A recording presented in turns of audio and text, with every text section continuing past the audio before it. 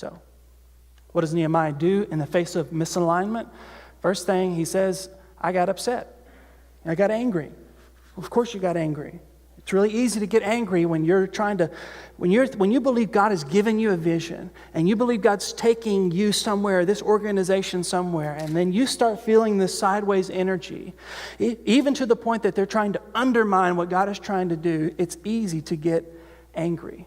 Nehemiah's anger was a righteous indignation. In other words, he was upset because God's people were being taken advantage of and God's glory was being thwarted and threatened. But it's really easy for you and I, who are lesser leaders or lesser men or women than Nehemiah, to get personally upset. It's really easy if you're leading something to say, whenever someone threatens the vision or whenever someone's misaligned, it's very easy to take it personally.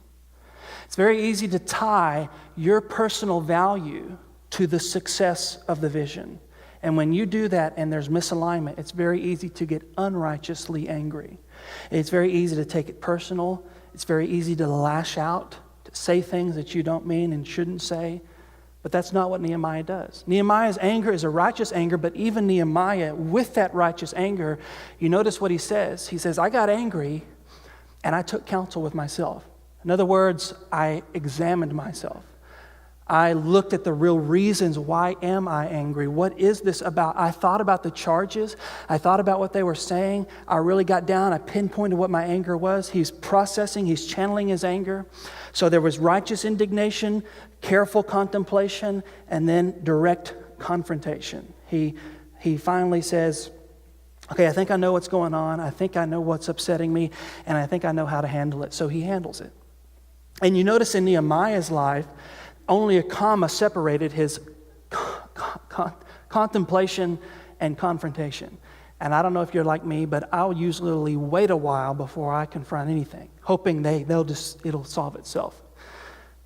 But it doesn't solve itself. The longer you wait, the more complicated it becomes. Nehemiah addresses it head on, and he addresses it in a very wise way. First, he goes to them face to face.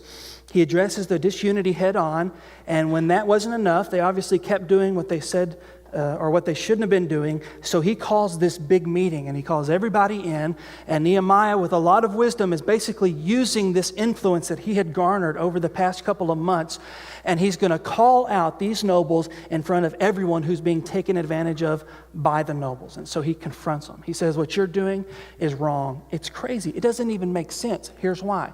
We just got out of slavery. I don't know if you remember this, nobles, but we were captives in Babylon. You remember that? And what you're doing is you're doing the very thing that we just got free from. You're enslaving fellow Jews. And it's not even as you're enslaving an enemy. It's not like you're enslaving the Samaritans or the Ammonites. You're enslaving your brothers and sisters. It doesn't even make sense. It's against God's will. It's against God's law. And not only as it doesn't make sense, it's a violation of the Old Testament. Because in the Old Testament, it was very clear, it's okay to lend money to a Jew. It's not okay to charge them interest. It's okay to lend money to someone, but you will not make them a slave. That was against the law in the Old Testament. And so what he's doing is, you remember when he says in the text, why not fear the Lord? Wouldn't you be better to fear the Lord instead of us being the laughingstock, basically, of these other nations? And what he's saying there is, when you behave in this way, what you're showing is that God's people are no different than anybody else. God is supposed to be radiating His glory from Jerusalem. We as God's people are supposed to be different, and you're behaving in a way that's exactly like the rest of the world. What you're doing is not right. It's competing against God's agenda.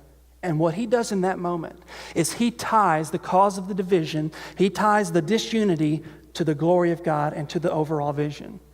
See, these nobles didn't want anything to do with the rebuilding project, but what Nehemiah does is he shows them why they need to stop doing what they were doing because it was violating what God was doing in the vision.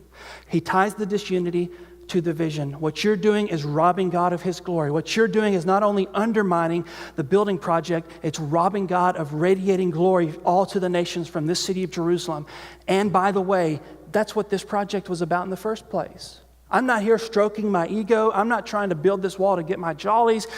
I'm doing this because God's in this project and God is going to be displayed. His glory will be radiated around the world when Jerusalem is a walled city again. And so he almost, as if he doesn't just call them out and destroy them. He calls them out, he shows that what they're doing is wrong, and then he invites them back in to the vision. He invites them back into what God is doing. He doesn't just push them out, he brings them back in. It's not just a kick you out, it's restoration. And that's how you confront someone when they're misaligned. You say, here's why what you're doing is wrong. Here's why what you're doing is competing against God's will and God's vision for what he's called us to do. And if you'll stop, you'll be welcomed back in and we can continue to move forward.